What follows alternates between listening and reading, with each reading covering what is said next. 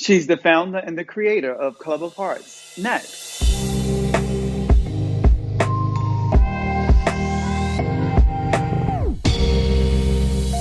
Welcome back to Transcend. I'm super excited about today's guest. She's a lovely light, a professor, a speaker, and a clarity coach. She's here today to help us get clear on that thing called dating and relationships.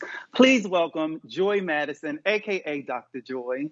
Hi, how are you? I'm like a little kid. I'm like a little kid Me right too. now. I'm so excited. I am too. I just want to say, Joy is like, she's my sad soul sister. She shares a birthday with my mother, which is actually the day before mine. Joy is like, she tells you what you need to hear, not what you want to hear. She'll hold your hand and walk with you through the growing pains of adulthood, and also hold your hand as you frolic through Disneyland the day before you get your breast surgery. So she's that type of friend, and I love her so much. So, Joy, I mean, right now it's like, when this topic comes up, it could be either delightful or it could be triggering, dating. And For I sure. know from the trans experience, we know that that's a whole nother layer and whole nother level. And often Sure. people say, well, dating is hard here in LA. Dating is hard here everywhere. What is it particularly about dating that you feel is tricky and challenging? I think the biggest thing with dating that feels tricky and challenging is that one, people are not clear about what it is they're dating for, right? Are you dating to Mm, have fun? Are you dating to find a partner?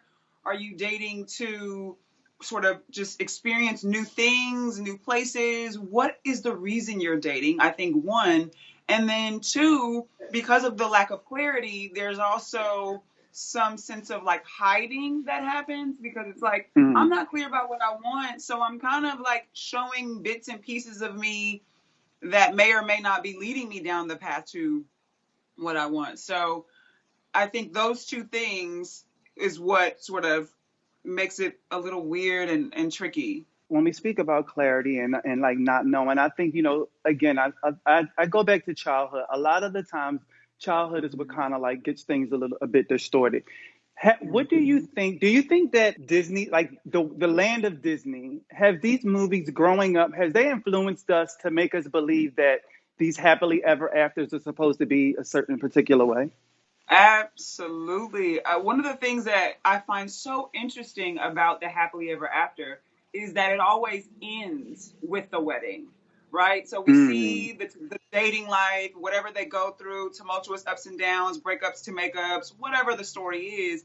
And then it's always they get married, the end, right? And so I think that this is why we sort of put weddings on a pedestal because it's like, we made it. yeah. And I'm like, actually, you're just getting started. Like the wedding is a signal for a new beginning. And so I think of all the ways that fairy tales and rom-coms have twisted our minds around what it means to find love in our lives, I think that's one of the biggest ones that stands out for me because so many people think that, okay, we made it to the wedding, we've done it, we've accomplished the thing that we came to do. And that is often why the marriage, not the wedding, right, smacks people in the face and they're like, what is this? Yeah. Because we never saw that part, right? The sun set on the wedding and that was the end. And so we never saw the part where you put in the work to actually build a life together. You also didn't see the king marrying the king or the queen marrying the queen or the king Oh, marrying the you queen who definitely used did to be not a see king. that. Yes. Good point. Good point. Absolutely. Absolutely. And so then that's another part of it, right? We start talking about now, if I don't see myself reflected in this story for whatever the reason is, and particularly if we're talking about my preference or my identity, Hmm. that it makes like even to the point you were making earlier, another layer of why this quest for love gets tricky because if I don't see it reflecting it, if I don't see love reflected as me in the world through the stories that we're told about what love looks like and what it means to give and receive love, then I feel like, is it even for me? Fast forward to today's time with sexting, texting, ghosting in the midst of a pandemic. How can one build a solid foundation with someone? Such a great question, and one that comes up so much. Again, I think it goes back to getting clear about your values, right? And so, as much as we love to go out and have fun and hang out and meet up.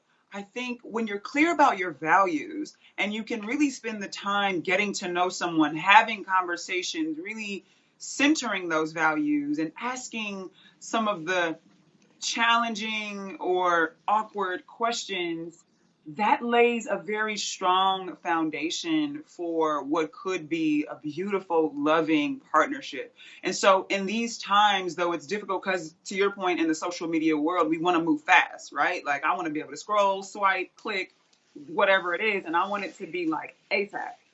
I think we are being invited in so many ways to slow down, to look within, to get clear, and to set a sturdy, strong, stable foundation for whatever it is we're looking for, and particularly for our love relationships. So when you speak about the foundation, as we're building stronger foundations within ourselves, is it possible for Mhm. someone to be on the healing journey, the self-love journey, but still be open to attracting someone? Yeah, yeah. So here's the thing about healing is that there's no such thing as like fully healed, right? Because life is still happening. Every day that we wake up, we're exposed to things, we're remembering things.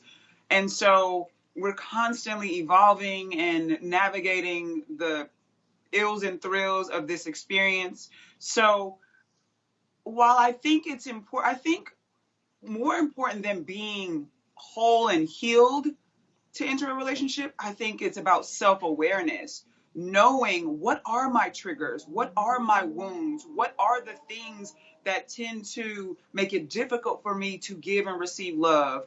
And when you can be aware of those things and you can communicate those things, then I think it's perfectly fine. And I think actually even better to be in a relationship and to be living out your life with someone in that capacity, because that's when you know where you actually are on your healing journey. If I'm secluded and I'm in my own little bubble, I don't know if what I'm doing is working because there's no one there to poke me, to Exactly. test me, to see, am I actually getting over Doing the this? work and Yeah. So I think when you're in a relationship and someone is triggering you, I like to say it's easy to point the finger, but the true invitation is to look in the mirror, right? And hello. understand, why did that make me feel that way? Why am I responding like this? Why do I feel like I want to sort of retreat? Like, what's happening? And you can only do that in the context of a relationship.